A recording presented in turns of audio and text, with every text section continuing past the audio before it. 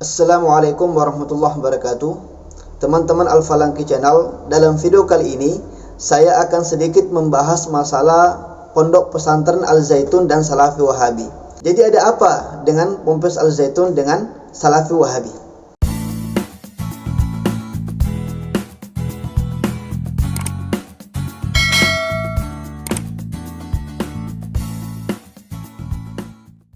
Teman-teman semua, sebagaimana telah kita ketahui bersama bahwa Pondok Pesantren Al-Zaitun sekarang ini tengah menjadi perbincangan publik dikarenakan banyaknya penyimpangan-penyimpangan yang terjadi di dalamnya, seperti masalah sop laki-laki dan wanita disejajarkan.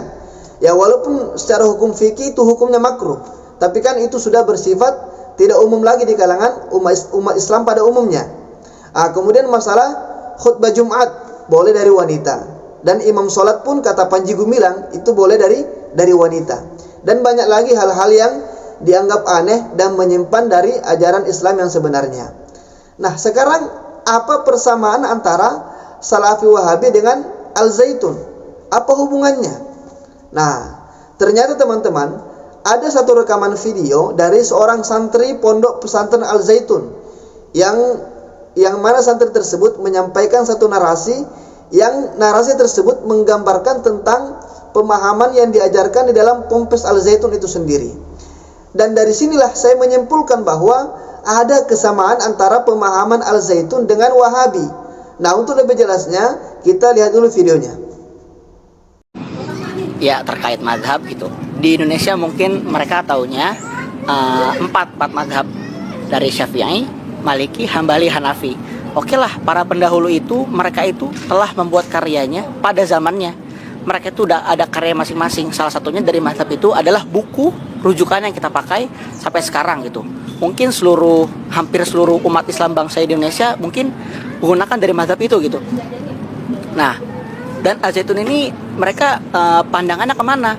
Pandangan Al-Zaitun itu bukan ke mereka itu. Mereka itu hanyalah bahagian dari. Tapi apa yang Al-Zaitun pakai? Yang Al-Zaitun pakai adalah Al-Quran dan Sunnah. Tapi apa yang Al-Zaitun pakai? Yang Al-Zaitun pakai adalah Al-Quran dan Sunnah. Apa dalilnya? Laqad kana lakum fi Rasulillahi uswatun hasanah. Nah, itulah tadi satu video dari salah seorang santri Al-Zaitun. Jadi dalam video tersebut dia menyampaikan narasi yang mirip dengan narasi-narasi yang sering disampaikan oleh ustaz-ustaz Salafi Wahabi ataupun mereka-mereka yang berpaham Salafi Wahabi. Yaitu apa? Yaitu kembali kepada Al-Quran dan Sunnah tanpa melewati jalur pemahaman para ulama-ulama yang mu'tabarah, seperti para imam-imam madhab, Imam Malik, Imam Syafi'i, Imam Abu Hanifah, dan Imam Ahmad bin Hanbal.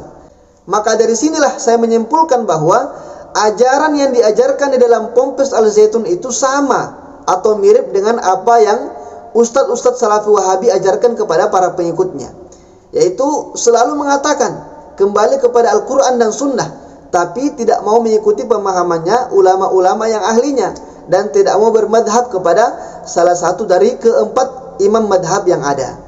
Akhirnya muncullah pemahaman-pemahaman yang baru, seperti kunut subuh bid'ah, rukun wudhu cuma 2, ziarah ke makam itu bid'ah, tawasul bid'ah, mengirim pahala kepada orang yang sudah wafat itu juga bid'ah, zikir jahar setelah sholat itu juga dikatakan bid'ah, dan lain sebagainya. Ini semua muncul karena jargon sesat atau narasi sesat yang selalu disampaikan, diajarkan oleh ustadz-ustadz Salafi Wahabi kepada para pengikutnya. Yaitu apa? Kembali kepada Al-Quran dan Sunnah.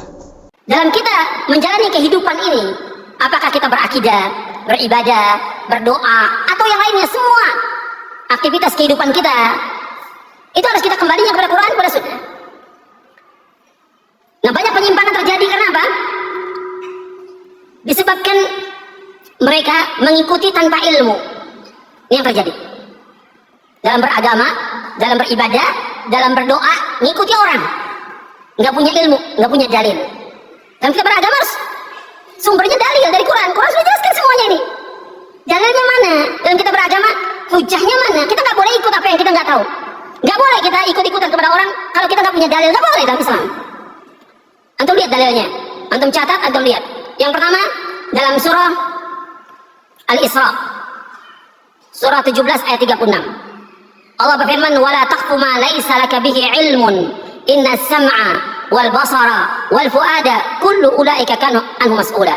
Jangan kamu ikut apa yang kamu tidak tahu. Jangan kamu ikut apa yang kamu, karena semuanya pendengaran, mata dan hati akan ditanya oleh Allah. Jadi teman-teman semua, memang kata-katanya itu benar. Kata-katanya itu benar, kembali kepada Al-Quran dan Sunnah itu benar. Tapi pemahaman mereka yang dangkal, pemahaman mereka yang salah. Kalimatu haqqin uridu bihal batil.